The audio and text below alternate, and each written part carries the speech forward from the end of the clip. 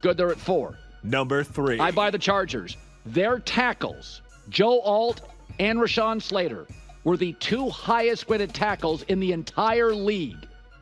The only flaw with Kansas City is their strength. J.K. Dobbins looks like Buckeye J.K. Dobbins. Herbert, for the record, is 18-0 when his team allows less than 20 points. He just needs a coach.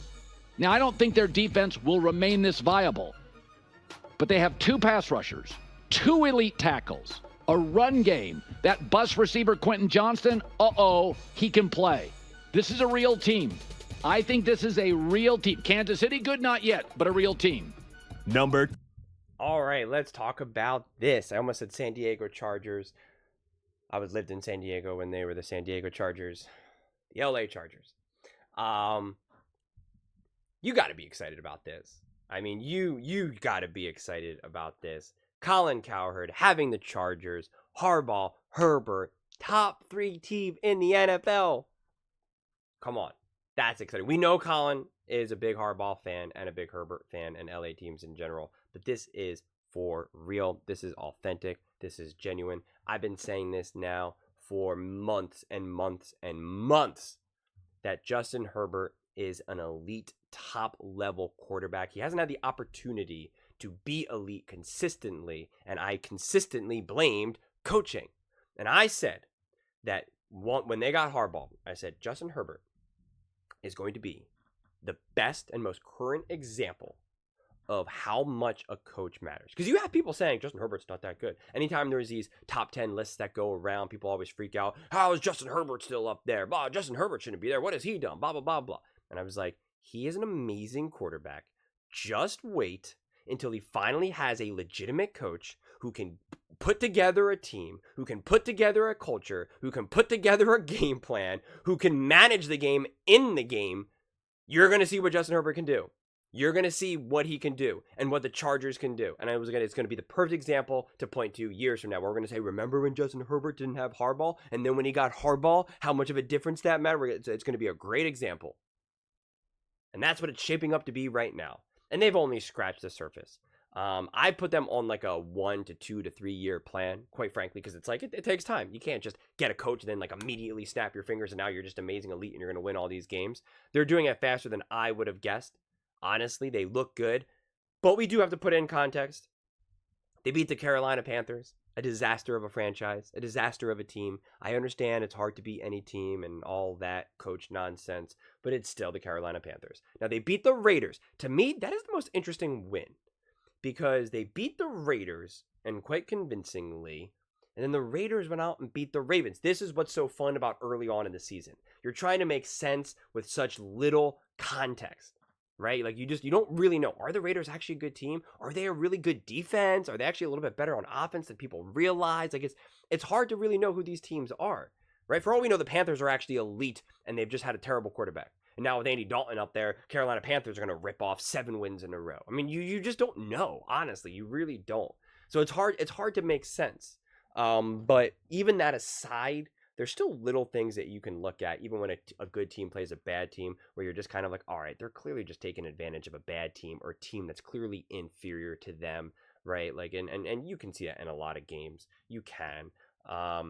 That's not 100% the story with the Chargers' success. You can see the impact of Harbaugh. You can see how much of a luxury it is to come up with a game plan that doesn't put the entire universe on Justin Herbert's shoulders, right? You can see that. You can see a better, more balanced game plan. You can see Harbaugh already immediately change that culture and change and focus on the minor little details that most people overlook. In fact, I think that was one of like the first things, I forget who said it for the Chargers, but they were just like, what Harbaugh has brought and what he focuses on are just things that, was never done before here. And it's awesome. It starts with the little things, right? It honestly starts with the socks to the shoes to the shoelaces and onward, right? It's all the little things. It reminds me of the Forrest Gump quote where he's like, you got to make sure you have dry socks. Like you never really think of like the importance of having dry socks, and until you've had wet socks for an extended period of time and you're like, oh my God, I'm in trouble. I got to go to the hospital now. It sounds like a silly example, but it's real in football. There's so many moving parts. Being a head coach is insane. At the very least, you need to know how to delegate. You need to know how to delegate responsibilities. You need to know who can I can't focus on every little thing. So I have to trust people. I have to hire the right people, the people that I can trust to do their job. I also got to know the people, hey, you know what? I got this guy doing it, but I do know that I still got to check up on more periodically, because you can't just have 100% trust in every single aspect of it. And that's where Harbaugh has just been a master. He's been in so many different environments with so many different players and so many different cultures and so many different systems, so many different everything, college, pros, this quarterback, this fan base, that fan base, in this city and that city. He's been around the block. It's one of the great benefits. And yet he still has stayed young, progressive, and relevant in terms of football. Not politically, I'm not talking about politics here, but in terms of football. And that's what makes him so great. He somehow has this energy and this intelligence as some of these super young, not super young, but some of the younger, more hotshot coaches that we always talk about. But he has the experience of like an Andy Reid. And that's what makes Andy Reid so great. Andy Reid is also so progressive in that regard, hyper intelligent, but now also has at this point, decades of experience. And he's been around the block. He's been with various teams, various quarterbacks, various franchises, various fan bases. He's succeeded at the highest levels, and he's failed at the lowest levels, or at the highest levels, however you want to put it. And so that's what makes Harbaugh, that's what separates Harbaugh.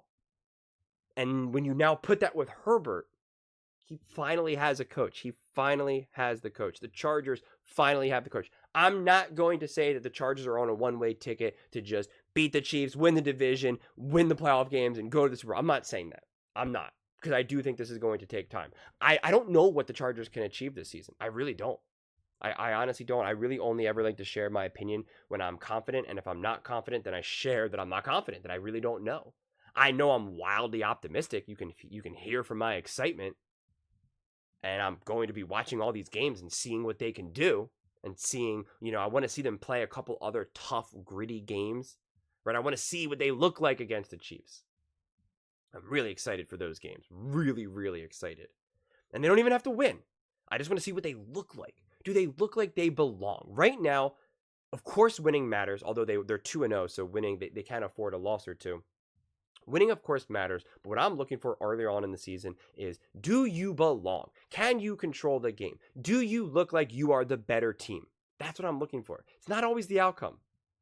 It's not always the outcome. There are plenty of teams that have lost over the last couple of weeks, but they were clearly the better team. They were clearly in more control. They clearly have more going for them.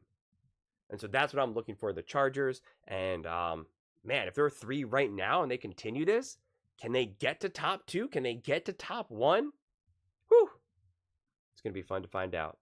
But those are just my thoughts. I would absolutely love to hear yours. What do you guys all think? Do you think the Chargers are truly a top 3 team? Do you think it's too high, too low? What do you think the ceiling is for the Chargers? Can they beat the Chiefs? Can they win the division? Can they win some playoff games? Let me know in the comments below. I read every single comment, so whether you agree with me or disagree with me, either way, let's get in some discussions, let's get in some fights, but ultimately, let's just have some fun. And please do consider subscribing. We are building an amazing community here, and I would absolutely love to see you part of it. I want to build something that we all genuinely feel connected to, something that we're really excited to be part of. I think we're on our way to doing it. And please don't forget to give this video a thumbs up, as it really does help with the visibility and the algorithm. Thank you so much, and see you next time.